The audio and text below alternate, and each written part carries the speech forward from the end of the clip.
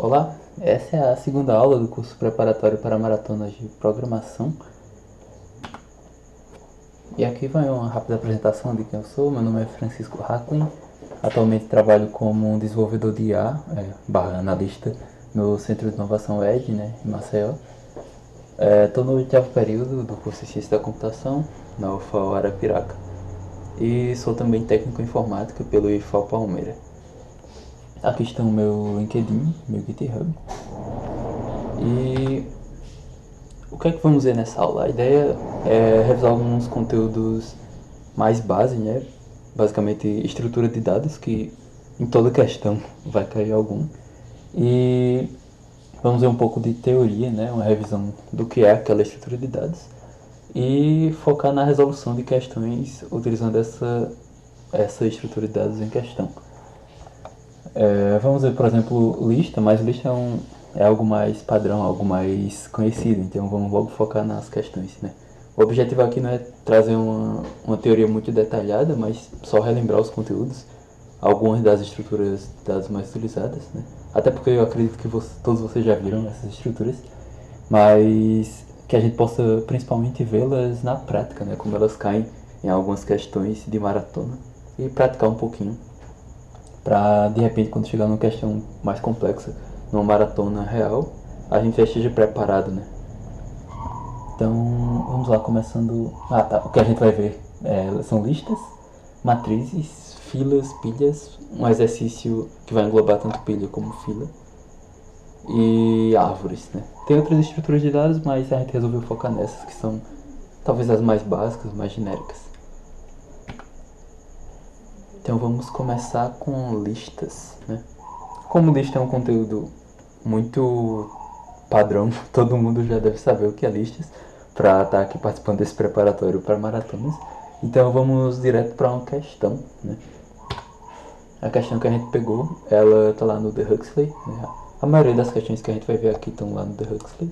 Se chama A Batalha Final e ela é a questão 3909. Então, quem quiser dar uma olhada,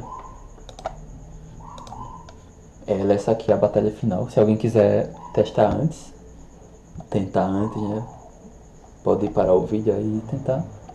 E agora vamos tentar resolvê-la juntos. Então, tô aqui no VS Code, Eu já tinha criado a questão antes, ela tá aqui, mas vamos criar do zero. E vamos ler a questão que é importante. O que é que a questão diz? Túlio e Pedro finalmente vão resolver o maior confronto que o Rio já viu. Dessa vez, cartas foram descartadas e o instrumento de luta é o novo assunto estudado em Programação 1. Isto mesmo, arrays. Nesse confronto, Túlio e Pedro possuem um array com números inteiros positivos, em cada rodada um array diferente. O número com maior frequência em cada array, mais vezes que aparece, é o número escolhido pelo duelista. Quando ambos escolhem seu número, vence aquele que possui o maior número. Várias rodadas acontecem e no final aquele com mais vitórias é o vencedor. Observação: caso mais de um número apresente mesma frequência, escolha aquele com o maior valor. Então basicamente cada um vai ter uma lista, como a gente pode ver pela entrada. Vão acontecer várias rodadas, em cada uma dessas rodadas cada um tem sua array, sua lista. E aí vai ser escolhido dentro daquela lista o número que aparece com mais frequência. E aí depois eu comparo o número que aparece com mais frequência de Pedro com o número que aparece com mais frequência de Túlio e escolho qual o número maior entre os dois, E aí caso apareça mais de um número com mesma frequência, com maior frequência, dentro daquele array do competidor ele vai pegar o número maior, apenas no caso de aparecerem dois com a mesma frequência. E aí no final a gente computa todas as vitórias, e o vencedor é o que ganhou todas essas batalhas. Formato de entrada, primeiro vem um K, que é a quantidade de rodadas. E aí para cada uma das rodadas, em cada uma delas inicialmente a gente vai ter uma linha que vem dois valores inteiros M e N, sendo a quantidade o tamanho do array de Pedro e Júlio, respectivamente. E logo em sequência, ainda na mesma rodada, vem M inteiros do array de Pedro e N inteiros, que é o array de Túlio. Tipo isso aqui, Aqui vem a quantidade de rodadas, e aqui é uma primeira rodada, Aqui é a segunda rodada. Aqui é o tamanho dos arrays de Pedro e a array de Túlio. Formato de saída.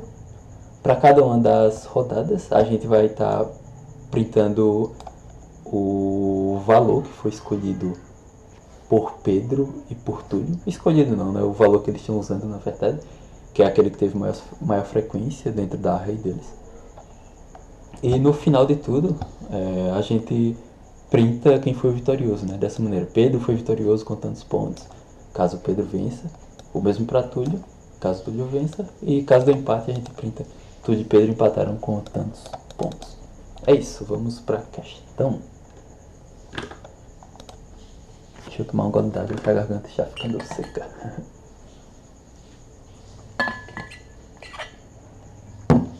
Então vamos lá. É uma das coisas, quando a pessoa ainda está formulando a questão, está pensando, o legal da gente começar é pensar logo no que ele está fornecendo, né? O que o usuário vai fornecer. Então vamos logo para os valores que ele vai dar de entrada e depois a gente começa a processar, organizar esses valores. Então inicialmente vem o valor K, que é a quantidade de rodadas que a gente vai ter. Então vamos colocar lá K, que é um inteiro, e vem pelo input, né?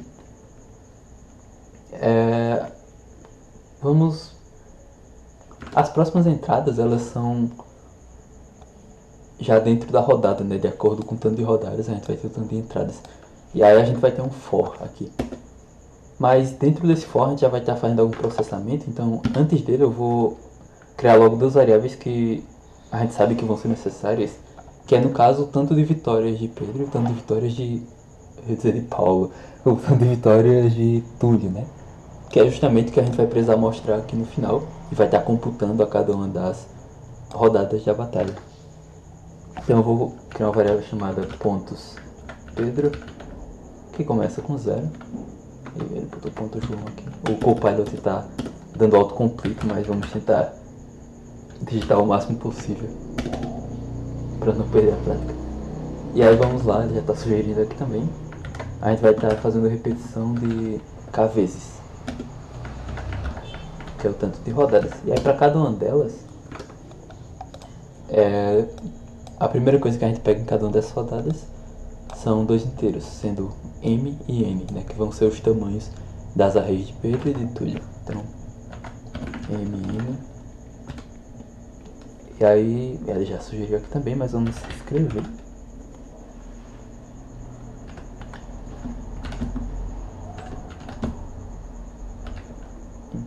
Completei, tá bom. Eita, que foda, for. Beleza. Acho que isso aqui o Lucas já mostrou nas aulas anteriores, mas é uma forma padrão quando a gente quer pegar mais de um valor. Só para recapitular, né? A gente tá pegando a entrada, né? O input. A gente dá o split, que é para separar entradas. Quando não passa nenhum parâmetro aqui, ele separa a entrada em espaço, né? Então ele cria uma lista separando por espaço. E aí nesse caso de ser 5 e 5, a gente cria uma lista com o primeiro item sendo 5, o segundo sendo 5 também. Só que aí por padrão ele vem como string, né, já que é uma entrada. E aí eu faço interação por todos os meus itens aqui. E no final retorno ele convertendo para inteiro. E aí como ele está entre colchetes, aqui ele transforma numa lista, né. E aí como são dois números, né, eu faço esqueci como é que fala. Eu quebro essa minha lista em dois números, pegando cada um dos valores. Tem um termozinho que fala para esse processo aqui, mas eu esqueci. Mas basicamente estamos pegando cada um dos valores. Vamos embora. Então, o próximo ponto, né, depois de pegar a quantidade, o tamanho da array de cada um deles, é de fato receber a array de Pedro e depois a de Túlio. Então vamos fazer isso, chamar de array de Pedro. E aí o processo é basicamente o mesmo daquele sim. Ele está dando autocomplete, completou, tá bom. Isso.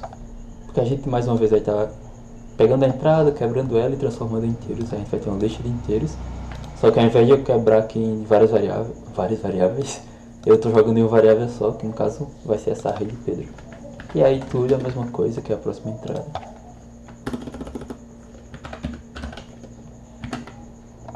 Beleza.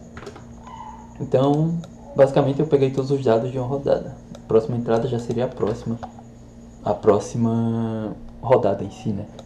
E aí ela já começaria daqui. Então, o que vamos fazer nesse passo aqui é já começar a fazer algum processamento. A gente poderia deixar para fazer depois, mas nada impede da gente fazer aqui nesse loop mesmo, né? Para não criar um outro. O que é que a gente vai fazer agora? A gente precisa fazer o processamento de cada um das arrays para pegar o número que mais se repete para cada um deles, né?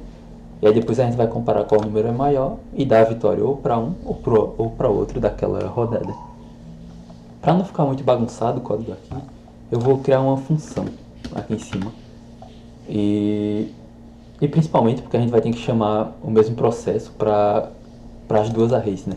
Então vai ficar um negócio repetitivo aqui, meio bagunçado.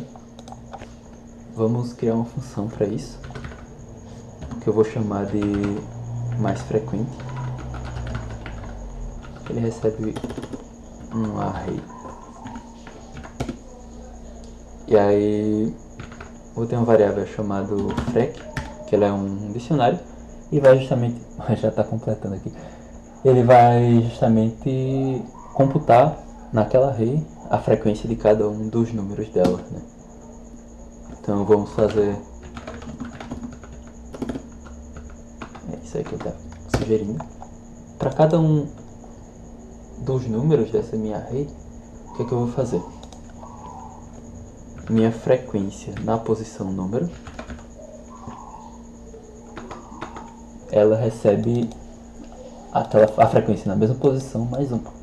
E a gente usa esse get, né? Ele é um método de dicionários do Python que retorna o item naquela posição. Mas caso aquele item ainda não exista, ele retorna o segundo valor que eu passar aqui. E aí, como é a primeira, caso ele não existir, né? Vai ser a primeira vez a gente tentando acessar.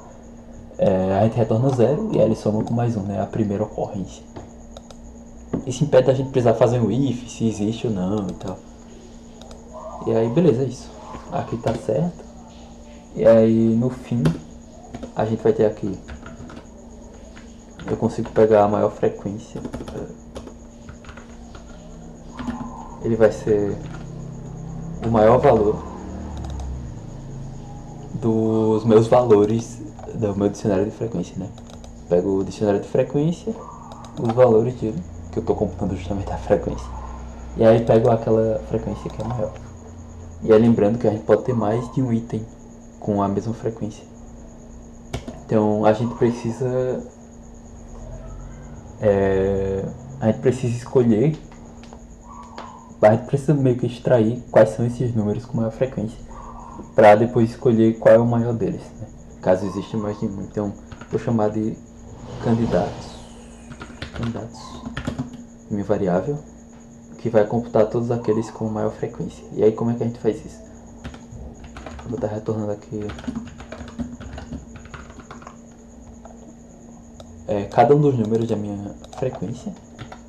E aí eu retorno aqueles que a minha frequência é igual à maior frequência que a gente computou antes. Então, só recapitulando, a gente está fazendo for por frequência. E aí quando eu faço um for dessa maneira no dicionário, esse meu num são as keys do dicionário, né? E aí as keys é justamente o número, o número em si, né? Não a quantidade de repetições dele, é o número em si. E aí, se frequência nesse número for igual a max frequência, ele retorna o número. Caso não, ele só ignora e passa para o próximo. Então eu tenho uma lista de candidatos com todos aqueles cuja frequência é igual à frequência máxima. E aí, por fim, o que é que eu faço? Eu retorno não candidatos, eu retorno o maior dos candidatos. Esse é que vai funcionar tanto caso eu tenha um número que se repete mais vezes ou eu tenha mais de um que se repete mais vezes também. Pronto, eu tenho a função de mais frequente. Então eu posso usá-la aqui embaixo já. Mais frequente. E aí eu vou jogar a rede page. Ele vai me retornar aqui o valor escolhido por Pedro.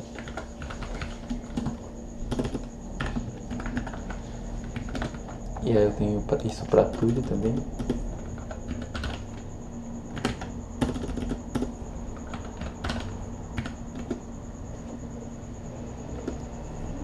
E aí ele disse que em cada batalha a gente deve printar aqui o número escolhido por cada um deles. Então a gente já pode ir fazendo isso, né? Não precisa deixar pra depois do loop. E aí nesse formato aqui.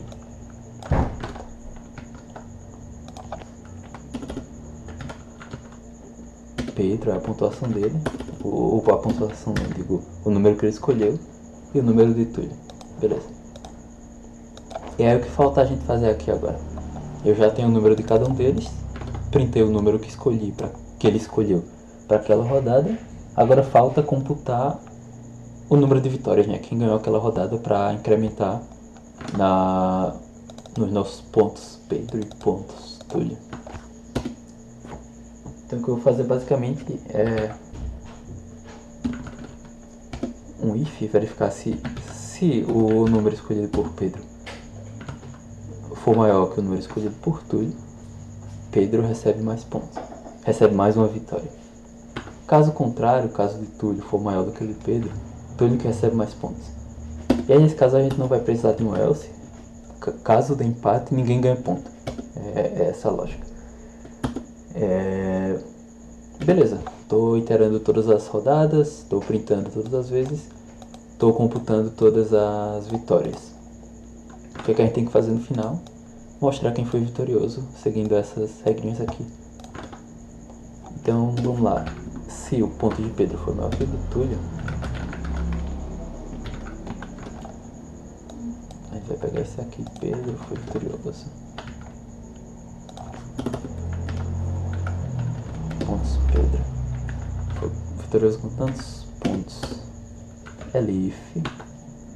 Caso Túlio tem mais vitórias que Pedro, Túlio foi vitorioso com tantos pontos. Só que aí Túlio tem acento aqui. E no último caso, else. Agora a gente tem o else para mostrar quando der empate. Túlio e Pedro empataram com tantos pontos. E esses tantos pontos, já que deu empate, pode ser qualquer um deles. Aí, pontos Pedro. Bem, é basicamente isso a questão. Vamos fazer um teste rapidão. Vou pegar essa entrada aqui.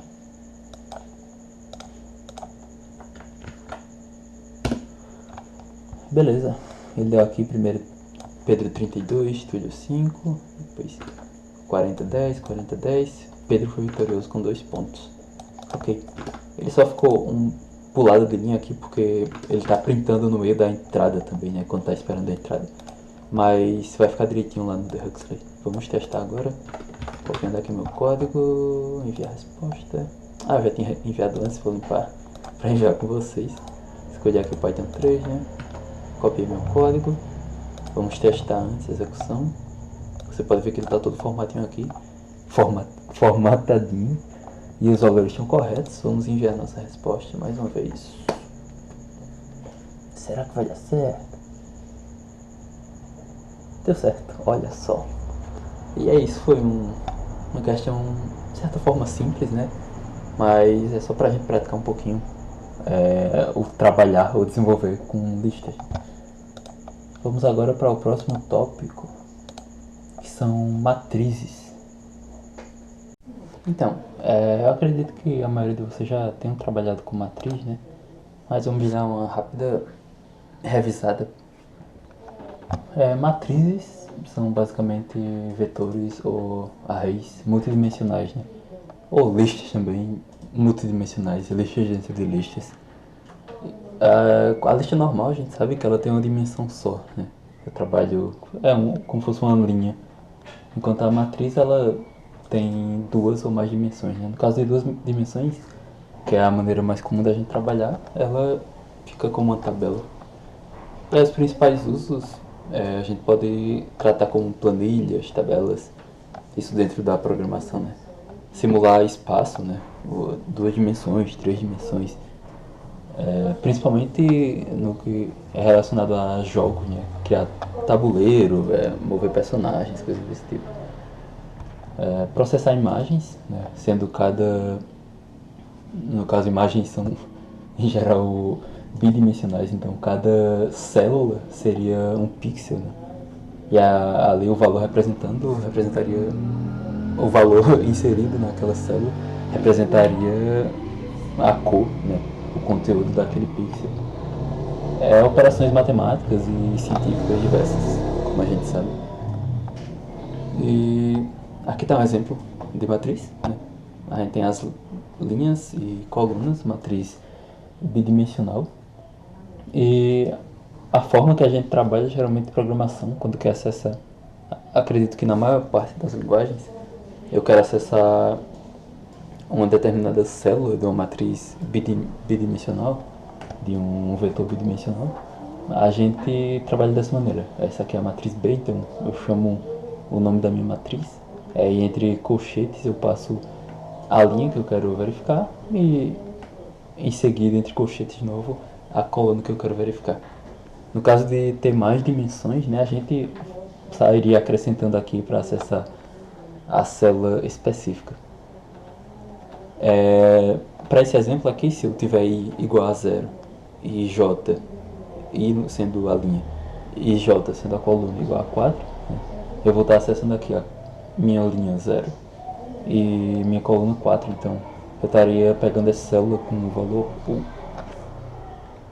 Bem, vamos praticar um pouquinho em uma questão do The Huxley. A questão é bombas no mapa, número 4288. Então, quem quiser resolver antes, dá uma pausa aí no vídeo. A questão é essa aqui, bombas no mapa, nível fácil, só pra gente praticar um pouquinho.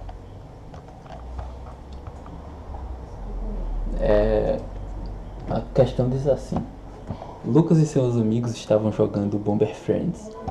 Este jogo consiste em um mapa no qual os jogadores podem colocar bombas para destruí-lo. Porém, dada a posição em que a bomba vai ser colocada, eles não sabiam o estrago que ela ia fazer e pediram que você faça um programa que, dado o mapa inicial, construa o mapa depois da explosão da bomba. Você vai receber uma matriz inteira, n por n, então recebe que é quadrada, né? No qual -1 são as paredes que não podem ser destruídas, 0 são os espaços vazios e 1 são paredes que podem ser destruídas. Além disso, você receberá as coordenadas em que as bombas serão colocadas. Observação: as bombas destroem uma casa para cima, uma para baixo, uma para a direita e outra para a esquerda, sempre. Observação 2: caso a bomba vá destruir uma posição fora do mapa, nas bordas, tá cortando aqui, ela destrói do outro lado do mapa. Exemplo da observação 2, dos exemplos aqui. Supondo que a coordenada da bomba seja 0, 0, como ela destrói uma posição para cima, mais 0 já é a borda da matriz, então ela destruirá a posição n-1, sendo n o tamanho da matriz, né? E 0. Observação 3, considere que a bomba só terá efeito se for jogada em um espaço vazio. Então, basicamente, a gente vai ter lá um quadrado, né, no nosso tabuleiro, no nosso campo.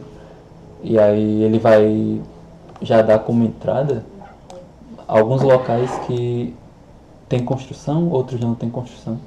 E aí no caso se vier -1, é construção que não pode ser destruída, se vier 1, é construção que pode ser destruída, né? Acho que a gente tem... nos exemplos aqui não tem nenhum que seja indestrutível, né?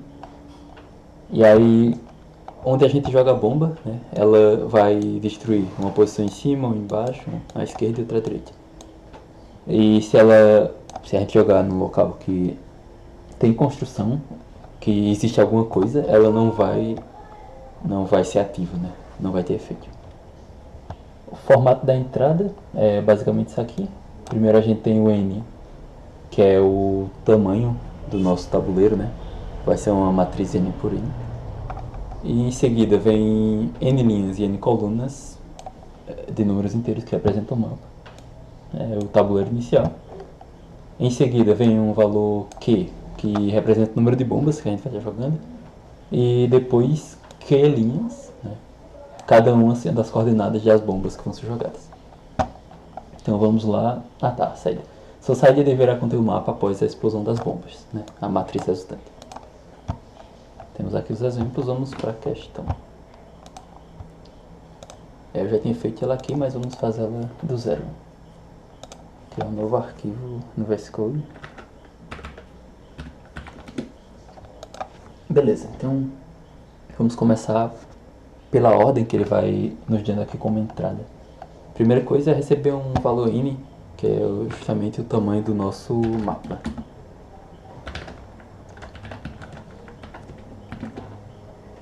Beleza, vamos criar logo uma matriz, né, que guarda o nosso mapa.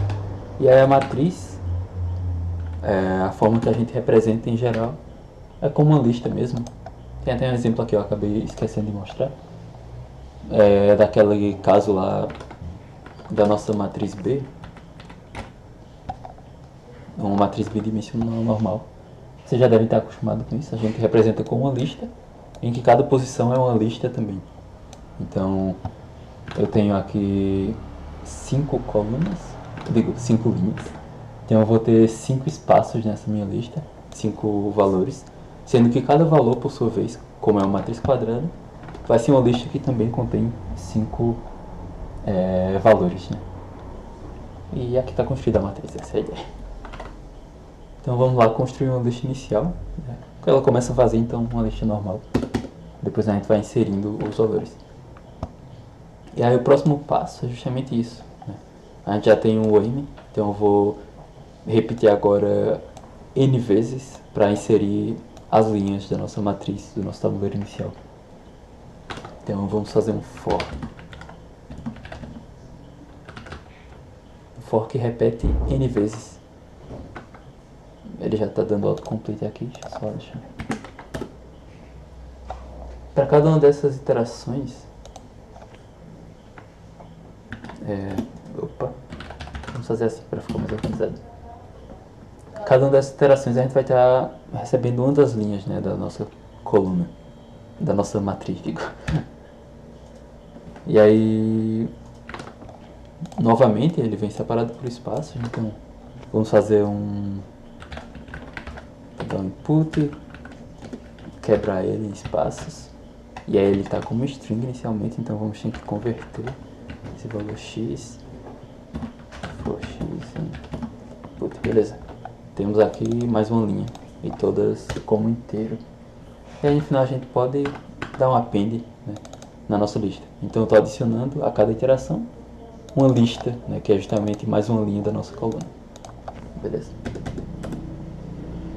Em seguida, depois que eu entro com todos os valores, com todas as linhas, eu vou receber um valor Q, que é a quantidade de bombas.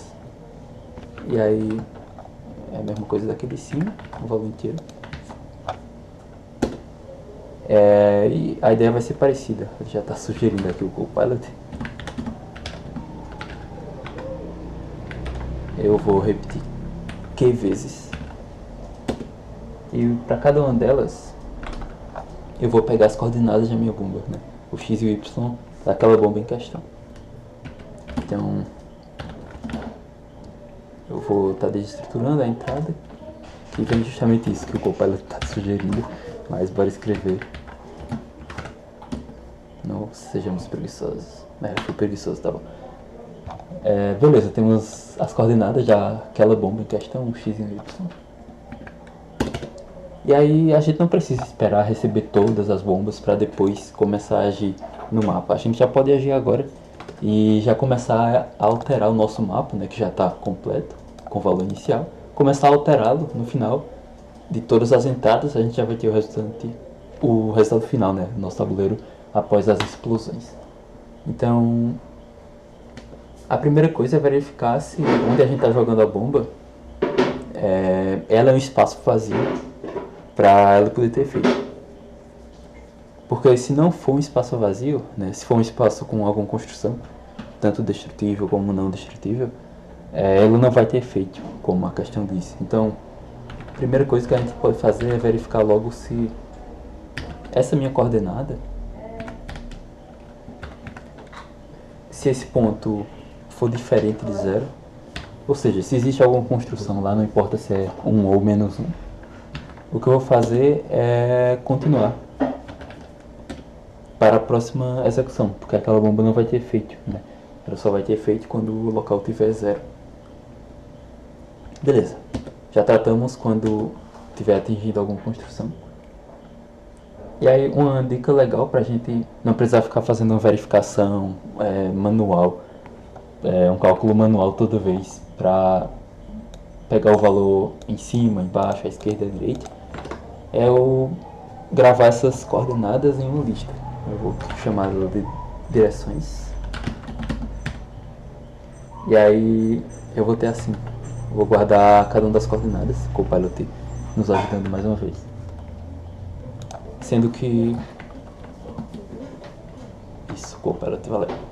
Aqui eu tenho a coordenada em cima, que é o valor dela, né? Sendo que o x é -1. Deixa eu ver se tá certo. O x não, a linha no caso é -1, né? Então uma linha acima. E a posição é a mesma. O embaixo, a linha é uma linha abaixo e a coluna é a mesma. À esquerda, a linha se mantém e é -1 na coluna. E à direita, a linha se mantém de novo, mas é +1 na coluna, né? A coluna da direita. E aí o Copilot já está ajudando aqui. Eu vou fazer uma interação agora por todas as direções.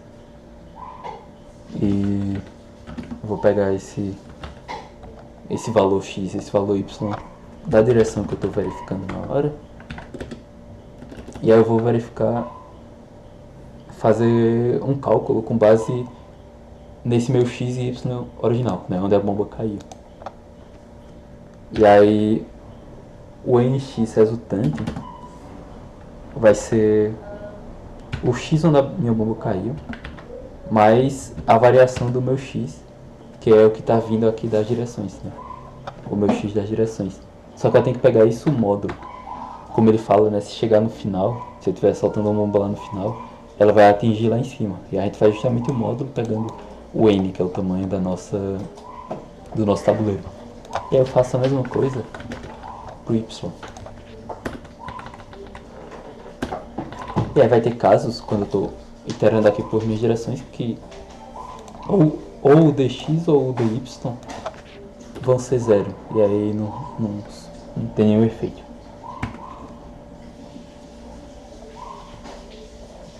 Beleza. Já tem as coordenadas onde a bomba vai estar atingindo naquela iteração, né? Ele vai iterar por todas as posições, em cima, embaixo, de um lado do outro. E aí, se aquela posição que a bomba estiver atingindo, meu nx, meu ny, se aquela casa que a bomba está atingindo for 1, que é que existe uma construção lá, o que eu vou fazer é o mapa naquela posição, nx e ny, recebe 0, que eu destruí ali, né? Transformei em 0. E aí pronto. Eu não preciso verificar se é -1, né? Se for -1 eu não faço nada, ele vai continuar lá. E aí se for 0, eu também não faço nada, porque vai continuar 0. E aí vou iterar por todas as direções, né? 4 vezes. E beleza. Já estou fazendo a entrada e já estou alterando o meu mapa final. Então a gente já pode, depois de todas as iterações, a gente já tem o resultante que a gente quer. A gente precisa agora mostrar em forma de matriz. Então vamos iterar pelo mapa e fazer isso aqui que o Copilot ajuda de novo. Só que sem nenhum espaço, né? Ele vem a galera toda juntinha aqui. Deixa eu ver se tá ok aqui. Beleza, estamos iterando por todos os itens da minha linha, pegando como string, né? Porque antes era um int. E aí para juntar aqui eu preciso que sejam strings. E aí estou juntando toda essa galera da linha com espaço vazio. E aí no final eu vou iterar por todas as linhas, vou ter minha coluna minha matriz completa. Vamos testar, né? Esses valores aqui, a ideia é que dê tudo zero.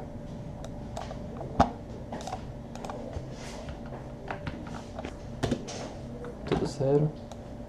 Isso aqui, a ideia é que fique esses dois uns aqui. Beleza, deu certo.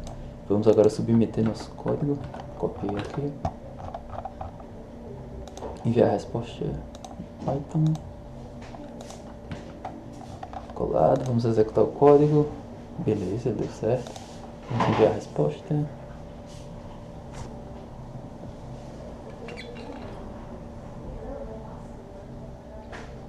Beleza, problema resolvido. Vamos agora para o próximo tópico. Vamos para filas. Então, beleza. Vamos fazer uma rápida revisão do que são filas. Acredito que, mais uma vez, todos vocês já devem ter uma noção. Filas é o que o nome já diz, são filas, né? É uma estrutura de dados semelhante a uma lista, né? A gente tem uma sequência de elementos, sendo que a gente tem determinadas maneiras de inserir ou utilizar, né? Ou pegar itens dessa nossa estrutura. A gente só pode inserir itens nessa nossa fila no final. E toda vez que a gente for pegar um item, a gente pega o item que foi colocado primeiro, né? Aquele item que está mais na frente. Semelhante a uma fila de banco, uma fila de padaria, sei lá. O primeiro item que foi inserido nessa lista vai ser o primeiro a ser pego, né? Por isso que é first in, first out, ou FIFO. A gente vai ver o termo também em inglês, queue. E aqui está o exemplo de estrutura de uma fila, né? A gente chama de dequeuing, que é o processo de desenfileirar, que é tirar, né, um item dessa minha fila, e aí é sempre o item que está mais na frente, né? É o carinha que está lá na frente, ele vai ser atendido primeiro. Aí toda vez... a gente chama geralmente essa parte, o item que está mais na frente, de front ou head, né? Cabeça da fila. E a gente chama o final dessa nossa fila de back, tail ou rear. E é o processo de queue, ou enfileirar, né? Adicionar um novo item à minha fila. Em Python a gente tem algumas maneiras padrões, algumas maneiras mais comuns de se implementar uma fila. A gente pode implementar com bibliotecas. Eu coloquei a listagem de algumas aqui: collections.dequeue, queue.queue, e tem outras bibliotecas também. Mas no caso de uma programação, de uma maratona, nem sempre a gente consegue utilizar bibliotecas, porque muitas são externas, né? Mas nesse caso eu acredito que essas duas que eu estou listando aqui, elas são nativas de Python. Então você consegue usar um import lá, collections, dequeue, e consegue utilizar normal. A gente pode implementar também com uma lista comum. Só que é a gente que tem que tratar, né? Para que toda inserção seja feita no final, no back ou no rear, e que toda vez que eu for tirar, eu esteja pegando de fato o item que está mais na frente, que foi colocado antes. E aí tem um problema com a abordagem da fila, é porque toda vez que eu quero tirar um item, né, eu tiro esse item que está mais à frente da minha fila. E aí quando eu utilizo uma estrutura normal de fila, toda vez que eu estou tirando esse item, lá no meu espaço de memória, ele vai ter que encaminhar todos esses outros itens para frente, né? Andar uma vez para a esquerda. Porque se eu tiro esse 10 aqui, né, o 8 vai passar a ser a primeira posição dessa minha fila. Então ele vai ter que caminhar para cá. O 12 vai passar a ser a segunda posição, né, a posição 1 da minha fila. Então eu vou ter que deslocar todos os itens.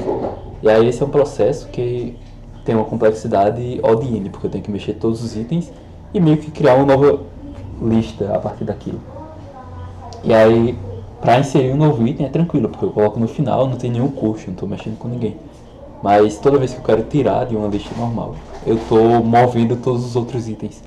Então não é a maneira mais eficiente de se implementar uma fila. Mas para questões pequenas, não existe nenhum problema. Mas para tratar justamente esse problema de utilizar uma lista normal para filas, existe a ideia de fila de lista circular para fazer a implementação de filas, que eu defino uma lista, né, com uma quantidade de posições determinadas, e aí eu vou utilizando ponteiros, né, variáveis que indicam a posição do início e do final. E aí toda vez que eu precisar retirar um item, eu movo apenas o ponteiro. Ao invés de ele apontar para a posição 0 da minha fila original, ele vai apontar agora para a posição 1. Né? Isso não tem custo nenhum, porque é um custo de 1, na verdade. Só estou alterando, somando de 0 para 1. Agora front recebe 1. E aí esse meu ponteiro, ao invés de apontar para cá, ele vai estar apontando para a posição 1. Então a próxima vez que eu quiser pegar, vou desenfileirar, vou pegar o primeiro item da minha fila. Eu sei que vai estar na posição 1. E aí tirei o próximo item, o front incrementa mais 1. E ele fica apontando, fica com o valor 2. Quando eu quiser desenfileirar de novo, ele vai pegar o item da posição 2. E da mesma forma que se eu adicionar um novo item, né, eu incremento mais 1 aqui no rear, né, ou no back. E aí ele vai caminhando para cá, vai caminhando, apontando para o outro lado. Isso aí elimina o custo de ter que deslocar todos os itens, né? A gente tem uma operação...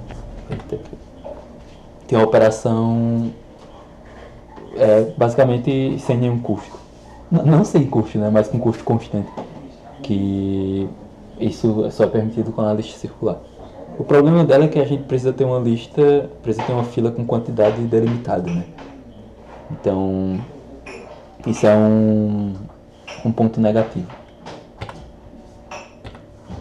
A gente tem aqui um exemplo em código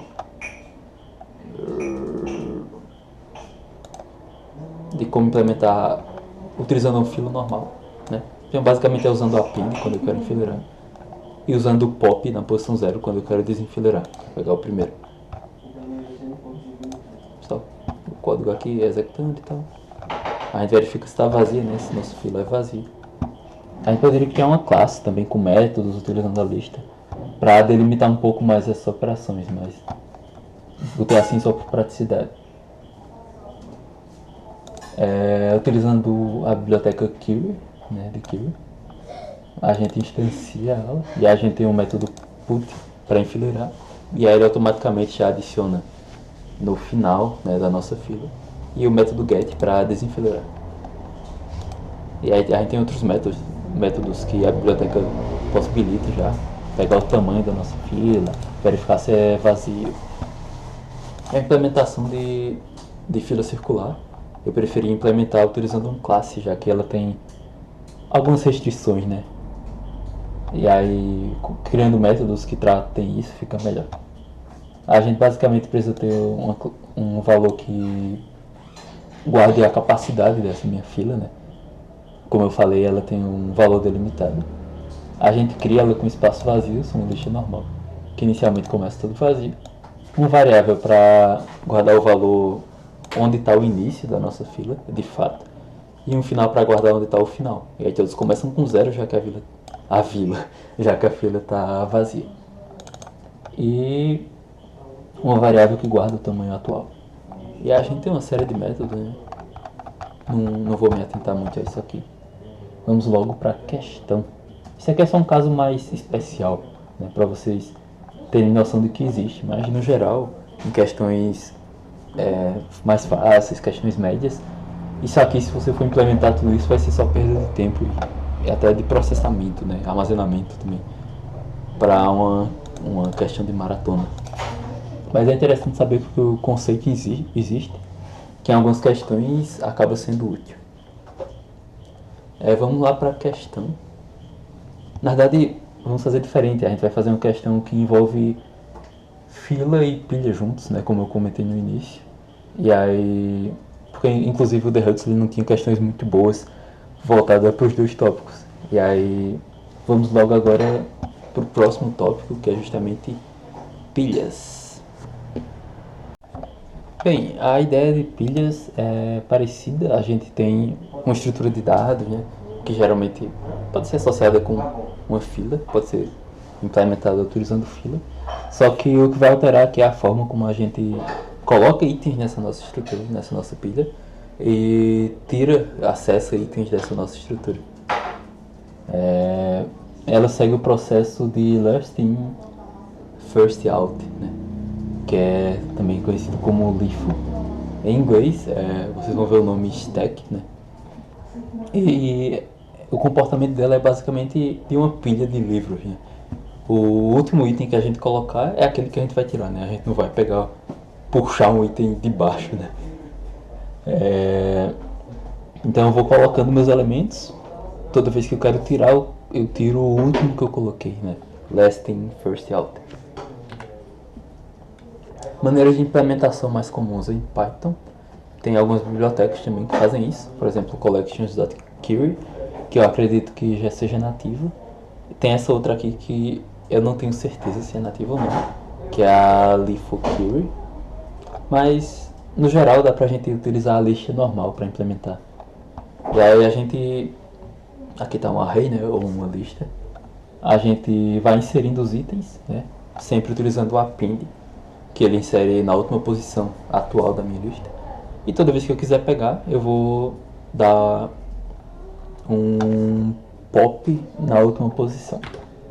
É dessa maneira aqui, deixa eu mostrar no código. Tá vendo fila, pilha. Aqui. Eu quero empilhar, então eu utilizo append. Para desempilhar a gente usa o pop normal, que ele sempre tira o último item.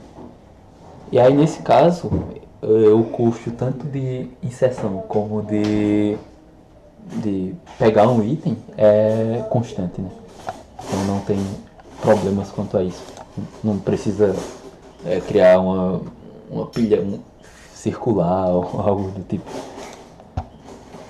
A outra implementação é utilizando, como eu falei, a biblioteca. Eu coloquei essa LiFoQuery. Na verdade ela já é nativa, né? Tá aqui, eu confundi um pouco. E ela tem métodos put para colocar e métodos get também para tirar. Vamos agora para um exercício que envolve fila e pilha. O exercício que a gente vai ver é do LeetCode. O LeetCode é outro site lá que o Lucas inclusive mostrou já alguma questão.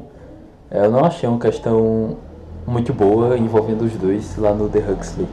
A única questão que eu achei ela tinha um monte de problemas de formatação. E aí eu preferi não colocá-la aqui, né? Isso é só complicação. Então vamos para a questão. Ela é chamada Number of Students Unable to Eat Lunch. Lá do LeetCode. É o problema, deixa eu ver o número aqui, 1700. É esse problema aqui, quem quiser tentar antes, dá uma pausa aí. Problema 1700 do The Huxley. Digo, do LeetCode. Então vamos para a questão. Deixa eu dar um zoom aqui, fica melhor. The school cafeteria offers circular and square sandwiches at lunch break. A cafeteria da escola oferece sanduíches circulares e quadrados na hora do almoço.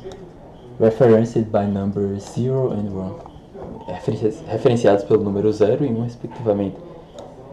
Todos os estudantes standing na queue, permanecem numa fila.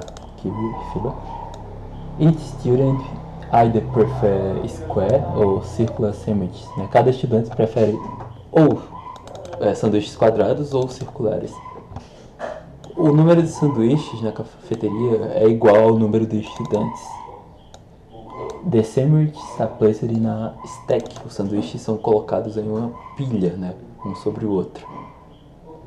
Enquanto os estudantes, como ele fala, estão numa fila.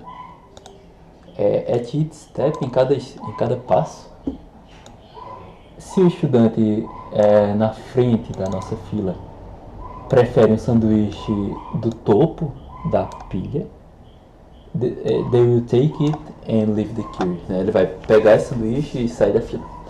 Otherwise, caso contrário, ele deixa a fila, ele sai, leave it, and go to the queue's end, e vai para o final da fila, Então, se o sanduíche não satisfaz, não é a vontade dele, ele sai sem pegar nenhum sanduíche e vai pro final da fila. This continues until none of the queue students want to take the top sandwiches. Isso continua até que nenhum dos estudantes queira pegar o sanduíche do topo. And are thus unable to eat. E portanto estão impossibilitados de comer.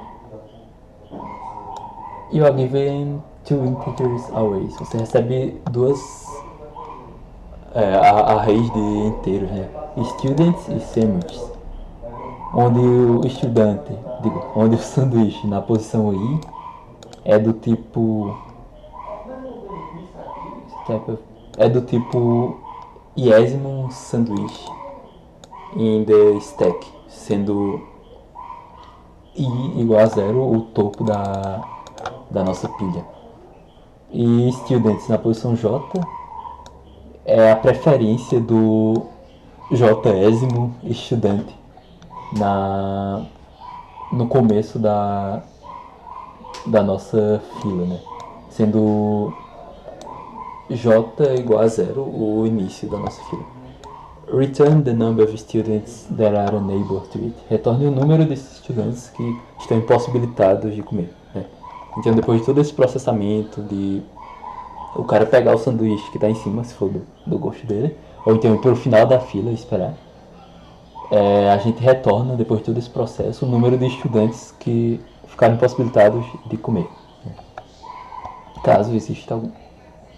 Aqui a gente tem alguns exemplos de entrada disso aí. E aí vamos para a questão. Vou programar aqui mesmo. Beleza. Então a gente tem duas listas aqui. Students, que é o gosto de cada um dos estudantes, é a fila, né, e o gosto deles.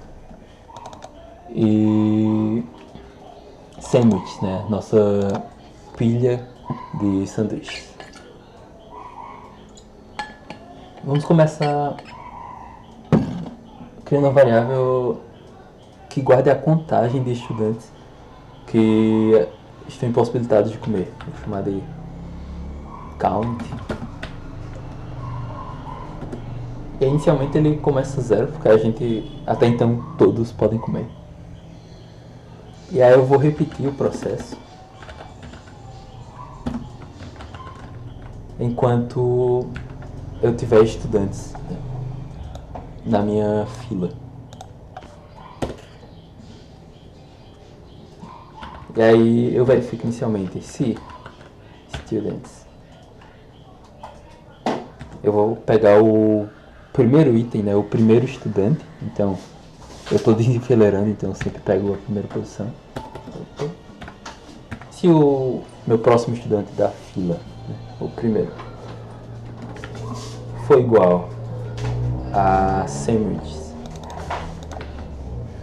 que está no topo da nossa pilha, né? Ele fala aqui que o topo é justamente a posição 0, então isso facilita. Se o que o estudante quer, o estudante que está na frente, é igual ao sanduíche que está no topo da pilha, a gente pode remover o estudante. Ele pegou o sanduíche e foi embora, né? Feliz da vida. Então, pop 0. Tiro o estudante da posição inicial da minha fila. E o mesmo pro sanduíche, né? Ele pegou o sanduíche e foi embora, então eu desempilho o sanduíche na posição 0, que é o do topo. Beleza, mas isso é o caso de casar, né, o gosto do estudante com o sanduíche que está em cima. Caso contrário, o que a gente faz? A gente joga o estudante lá pro final da fila e não faz nada na pilha de sanduíches. Ou seja, eu vou fazer students ponto append.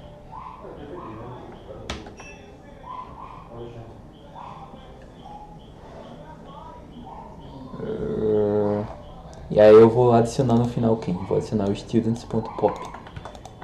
E aí o processo ele vem aqui, né? Ele remove o estudante primeiro e adiciona no final o mesmo valor. Ah, eu esqueci de uma coisa aqui. Quando dá certo pegar, a gente precisa zerar essa contagem, que inicialmente tá zero. Só que aí quando não dá certo, né, quando o estudante foi pro final, a gente aumenta essa contagem, dizendo que um estudante está impossibilitado de comer. E aí se na próxima iteração der certo, a gente zera a contagem. E aí a gente precisa verificar, né, uma vez que essa contagem ela foi igual ao número de estudantes, quer dizer que eu já rodei todas as vezes aqui e ele só caiu aqui. Para todos os estudantes que ainda tem na fila, ele caiu aqui, porque não corresponde ao gosto deles.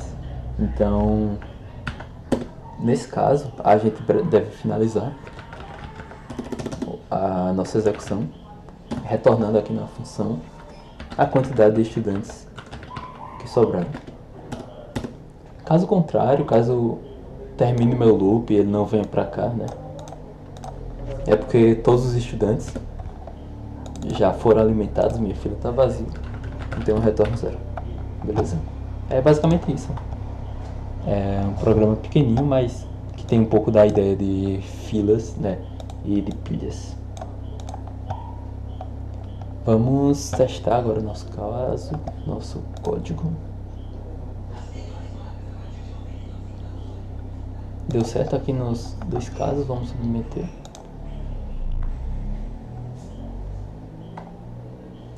Beleza, deu certo. Não foi das melhores soluções, mas deu certo. Beleza.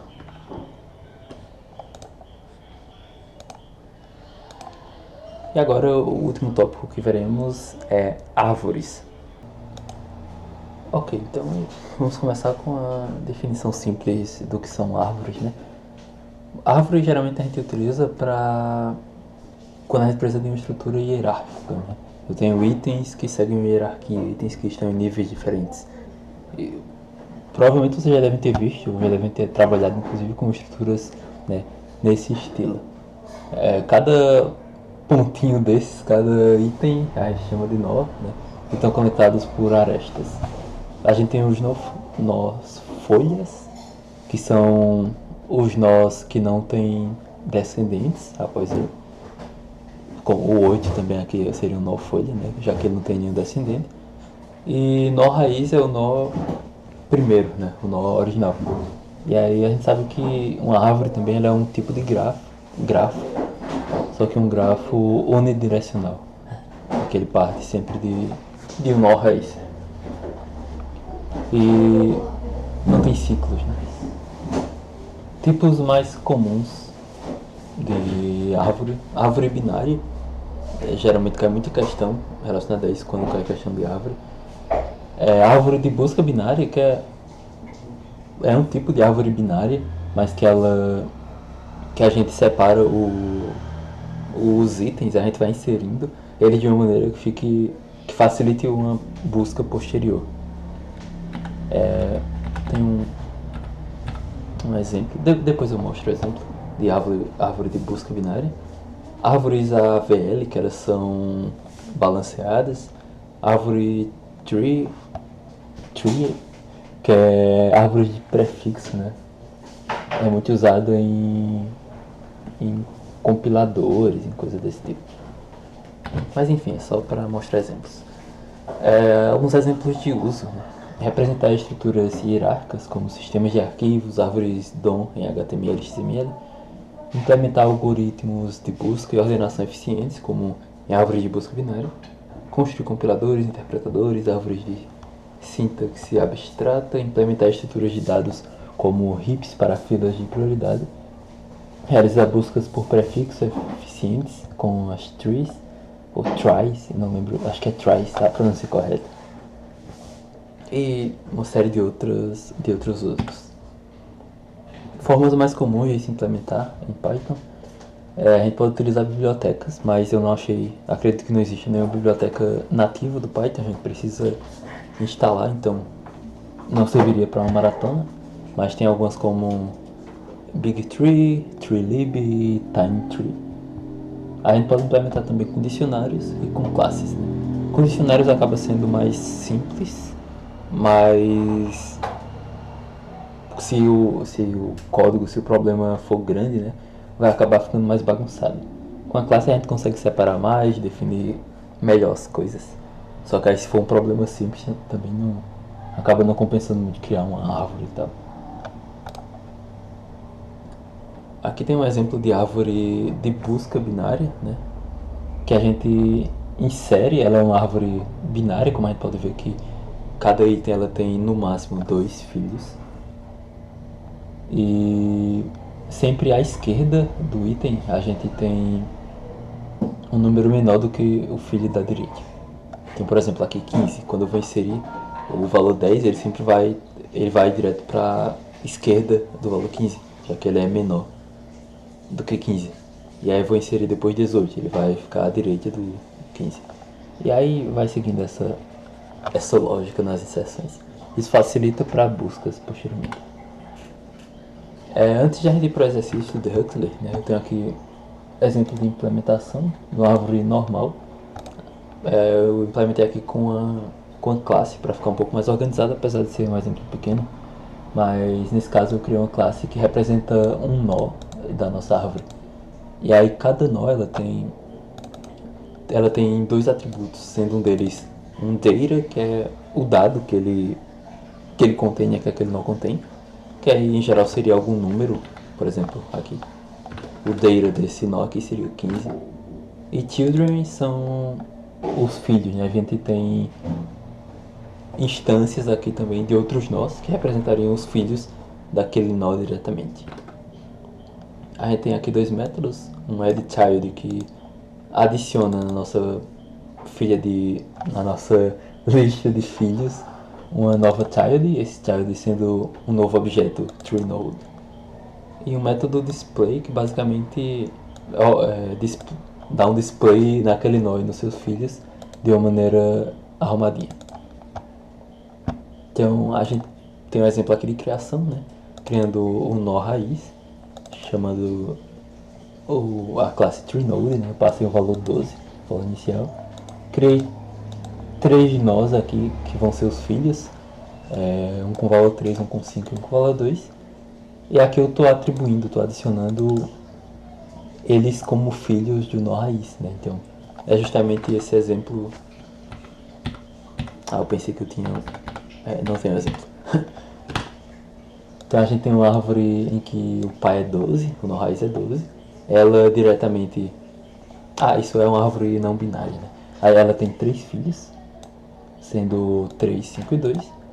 E a gente tem um quarto nó, né? O valor 8, que é filho do nó 1, né? Eu chamo child 1 e adiciono ele. Então, no final aqui a gente está printando o conteúdo da árvore. Fica mais ou menos assim. Eu tenho um pai que é 12. Ele tem como filho 3, 5 e 2. E 3 tem como filho o 8. Na outra implementação, a de árvore binária, essa aqui na verdade é uma de árvore de busca binária, né? Ela é otimizada para busca binária, como eu falei no instante, que à esquerda eu tenho um número menor, à direita eu tenho um número maior. E ela não admite números repetidos, né? A ideia é para buscar um número posteriormente. E aí a busca, ao invés de buscar numa lista normal, que demandaria uma complexidade O de n, numa árvore de busca binária a complexidade em geral é log de n. E aí a gente tem esses atributos aqui, né? Ela é uma árvore binária, então eu tenho data normal, e aí tenho, ao invés de uma lista, eu só vou ter 2 itens, left e right, que vão ser nós também, vão ser instâncias da mesma classe. E aí a diferença da árvore de busca binária, ao invés da árvore binária normal, é que ao inserir, a gente faz uma verificação, né? Se o valor é menor do que o valor daquele nó mesmo, o valor que eu quero inserir é menor do que o valor do próprio nó, ele vai para a esquerda. Caso contrário, ele vai para a direita. Caso contrário, ele vai para a direita. E caso for vazio, né, aquele nó. E aí tem um método aqui para printar também, organizado. Aqui criei uma árvore, né, com valor, o nó raiz 15, e aí eu insiro todos os itens em sequência nessa mesma árvore. E aí ela que cuida, com esse algoritmo, ela que cuida de inserir no local correto. E aí vamos dar aqui um display na nossa árvore, deixa eu apagar no anterior. Fica meio doidão aqui, mas vamos tentar entender, né? O nó raiz é 15, como filho ela tem o 18 e o 10. E aí perceba que o 18, né, se a gente virar essa árvore, o 18 está do lado direito, o 10 aqui estaria do lado esquerdo. Aí o 18 tem como filho o 20 e o 16, o 10 tem como filho o 11 e o 4, e o 11 tem como filho o 13, que foi o que foi inserido por último. E aí vamos lá para nossa questão do The Huxley. A questão se chama em cada nível da árvore, da The Huxley, problema 949. Quem quiser ir responder também antes, dá uma pausa no vídeo, o problema é esse aqui. Ele assusta um pouquinho porque tem imagem, tem um monte de coisa, mas é um problema até simples, né? Vamos lá. Ambrosinho está com dificuldades em construir um algoritmo para encontrar o menor valor e o maior valor dos nós de uma árvore binária. Você, como colega, vai ajudá-lo a construir o algoritmo. Cada nó tem 3 informações: o valor do nó, o filho à esquerda e o filho à direita. Dado uma árvore binária, encontre o menor e o maior valor em cada nível da árvore. Sempre iniciamos no nó 0. Nível de um nó é a altura dele. Então vamos entender o que ele está pedindo aqui, né? Com base nesse exemplo. A gente tem os níveis aqui. Nível 1, nível 2, nível 3. E assim sucessivamente. E ele diz que é uma árvore binária. E aí o que ele deseja é saber, para cada um desses níveis, qual é o maior valor e qual é o menor valor encontrado no nível, né? Formato de entrada. A entrada consiste em um número n, seguido de n linhas. Cada linha ni contém 3 inteiros: o valor do nó, o filho à esquerda e o filho da direita do iésimo nó. Caso o nó não possua em um ramo este inteiro será menos 1. No caso, os nós folha, que não tem filhos. Então aqui está um exemplo de entrada que corresponde a isso aqui. A gente passa inicialmente o tamanho de nós, que seria esse n, e aí em seguida a gente vem com 6 iterações, sendo cada uma dessas entradas respectivamente nó 0, nó 1, nó 2, nó 3. E aí para cada uma delas eu passo o valor daquele nó, né, do nó 0 no caso aqui, e o número indicando quem é o nó filho da esquerda e quem é o nó filho da direita. E aí nesse caso, o nó 0, que é esse primeiro que eu vou passando, como filho da esquerda ele tem o nó 2, como filho da direita ele tem o nó 1. E assim a gente consegue depois montar a nossa estrutura da árvore. Aí percebo que alguns aqui ele tem como filho o menos 1, que é quando ele não tem filho naquele sentido. Então, se ele tem menos 1 e menos 1 é porque ele não tem filho nem do lado esquerdo nem do lado direito. Então ela é uma folha. Os nós que estão no nível 1, 0 no caso, basicamente está dizendo que tem aqui. Nível 2 tem o 2 e 1, nível 3 o 3, o 4 e 5, beleza. Saída. A saída será a altura da árvore, linhas. Em cada linha terá a mensagem nível I maior x e menor y, né? Então a gente retorna dessa maneira aqui, dizendo quem é o maior e quem é o menor daquele nível. Beleza, vamos para o código. Eu vou criar aqui um novo arquivo. É o 949. E aí vamos lá para começar pela entrada, o que é que ele nos pede primeiro. O usuário vai fornecer um valor n, que é a quantidade de nós que a gente vai ter.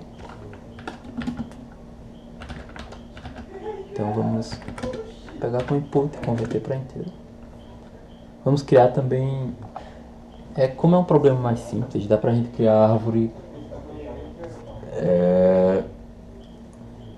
da seguinte maneira. Dá pra gente utilizar um dicionário Mas antes disso, vamos guardar os valores que ele está trazendo aqui, cada uma das entradas, né? Então, esses valores a gente pode guardar em uma lista normal. Vou chamar aqui de árvore, que é a entrada que ele vem. E ele começa com uma lista vazia. E aí, em cada entrada, a gente vai guardando esses valores. Posteriormente, a gente faz o processamento para estruturar, para identificar como está organizada a nossa árvore. Então, vamos fazer a iteração para cada uma das entradas. Eu vou estar repetindo, né, não vou utilizar o valor, então posso botar um underline. Eu vou estar repetindo n vezes. Eu tinha que ele já completou tudo aqui. Vou fazer assim para ficar legal, ficar organizado.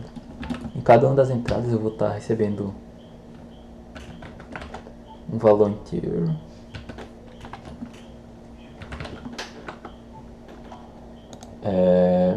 Eu quebro minha entrada, né, e converto para inteiro, tornando a lista com esses três valores, né? O valor do nó, o nó da esquerda e o nó da direita. E agora vamos adicionar isso na árvore.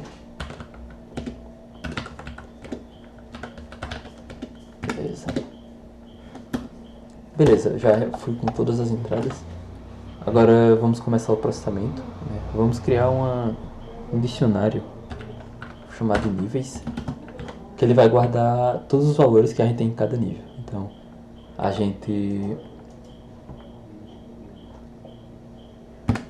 gente vai estar indicando o número do nível e guardando aqueles valores que existem naquele nível.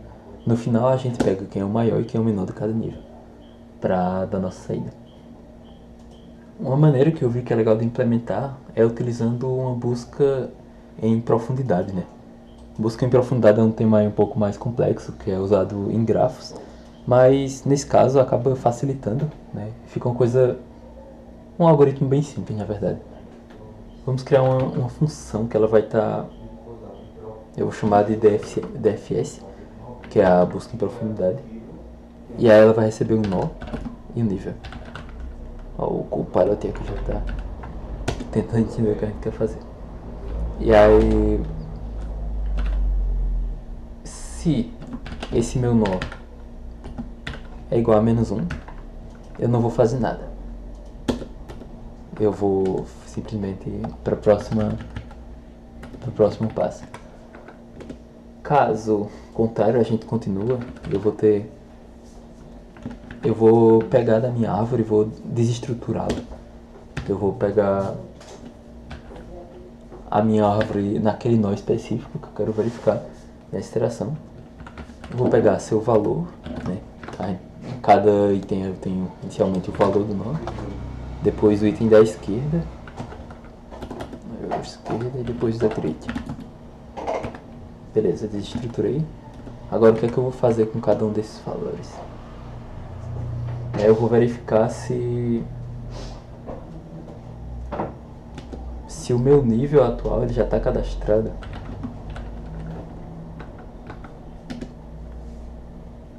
Nos níveis, caso não, né, eu crio uma lista vazia para aquele nível. E aí o que é que eu quero fazer? Eu quero adicionar nesse meu nível o valor. Eu estou passando, né, repetindo, para essa minha função aqui da busca, um nó e um nível. E aí eu quero adicionar o valor dele para aquele nível, né? E aí, caso ainda não exista na minha lista, no meu dicionário de níveis, eu adiciono para esse nível uma lista vazia. E no final acrescento esse novo valor, né, que eu peguei. Aí falta a gente agora tratar o valor da esquerda e o valor da direita. O que é que vamos fazer? Vamos fazer uma recursão agora, chamando novamente a nossa própria função. E ele já deu autocomplete aqui. Eu vou agora descer um nível para a esquerda e um nível para a direita, né? Eu tenho um ponteiro aqui indicando qual é o meu nó, né, da esquerda e da direita. Então eu vou chamá-lo aqui na função. Agora vou repetir o código, só que para esse novo nó, né? E com o nível agora, o nível anterior mais um, né? O nível inicialmente vai começar com 0, a gente vai botar lá embaixo. E aí, a cada iteração, toda vez que ele vai encontrando um filho aqui à esquerda e à direita, ele executa aquele novo. E incrementa mais um, descendo no nível. E aí, quando a gente chega no dicionário, eu tenho justamente esse nível e adiciono o valor correspondente àquele nível, né? E aí eu faço isso para a esquerda e para a direita, né? E aí, em ambos, eu estou chamando o nível atual mais um, porque tanto da esquerda como da direita eles estão um nível a mais do que o nó atual. Então, nível mais um, nível mais um. E aí eu executo de novo a mesma coisa. Depois vou o nível desse aqui, mais um, mais um. E aí, basicamente é isso. A gente vai percorrer isso aqui tudo, né? Quando eu chegar no nó, que o valor dele é menos um, eu termino. Né? Eu não continuo, não venho pra cá, não veio salvar nenhum valor dele, porque ele não vai ter valor. E não vou procurar os filhos dele, porque ele não vai ter filho, porque ele já é o final. No final a gente vai fazer nossa busca começando pelo nó 0, né? E pelo nível 1. O nível aqui inicial é 1. Então eu começo minha busca com nó 0, nível 1. E aí vou iterando tudo, vou fazendo a recursão até finalizar, até que todos terminem no return. E aí, ao final desse processo, ao final dessa execução, eu vou ter guardado aqui no meu dicionário níveis, para cada nível, uma lista com todos os valores daquele nível, né? Com todos os valores correspondentes àquele nível. E aí o que é que falta a gente fazer? Falta a gente pegar para cada nível o valor maior e o valor menor. Então agora é mais simples. Vamos fazer uma iteração. Pelo nosso dicionário. Primeiro eu vou ordenar esse meu dicionário, né? Então ele vai ordenar aí pela key do dicionário, né? Não preciso botar o ponto keys, ele já ordena por padrão pela key. Então eu vou estar iterando aqui, começando, seguindo cada nível de fato, né? E aí o maior valor para aquele nível vai ser isso aqui que o compilador já disse, o menor vai ser isso aqui. Pego o nível menor, né? E a lista naquela minha posição. E aí pego o menor valor, né? Na lista também daquela posição. No final a gente printa bonitinho. Vamos pegar como está aqui, formatado. Nível, a gente passa o nível. O maior, a gente passa o maior. O menor, passa o menor que a gente encontrou. E aí ele repete isso aqui para todos os níveis, toda vez printando o nível e o maior e o menor. Então a ideia é que esteja correto. Vamos testar com essa com a entrada.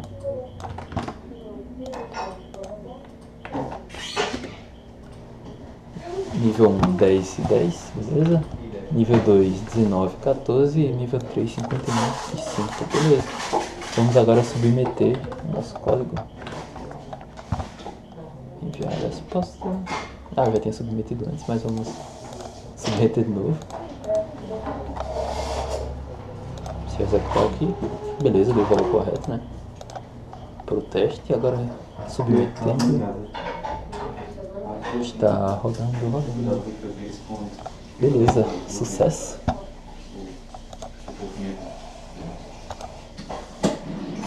Esse foi o exercício de árvores. E agora a gente deixa para vocês uma lista de exercícios para vocês praticarem, né? Com base no que foi visto nessa aula de hoje. A lista ela tá lá no LeetCode, esse aqui. Ela tem apenas 4 questões, né? Eu tentei pegar questões razoáveis, né? Não são super difíceis, são, podemos dizer, um nível mais ou menos. Algumas um pouco mais complicadas do que as que a gente viu do The Huxley, mas em geral são tranquilas de serem feitas, né? E aí, qualquer dúvida a gente está disponível, né? Pelo grupo do WhatsApp, vocês podem perguntar qualquer coisa, alguma questão, algum conteúdo que não for claro. Podem fazer também comentários no vídeo que a gente, assim que possível, vai estar respondendo. Ou caso queira fazer alguma pergunta mais específica sobre essa aula, pode mandar também um e-mail para o meu e-mail, que é francisco.santos@arapiraca.fal.br. E é isso, muito obrigado e até a próxima.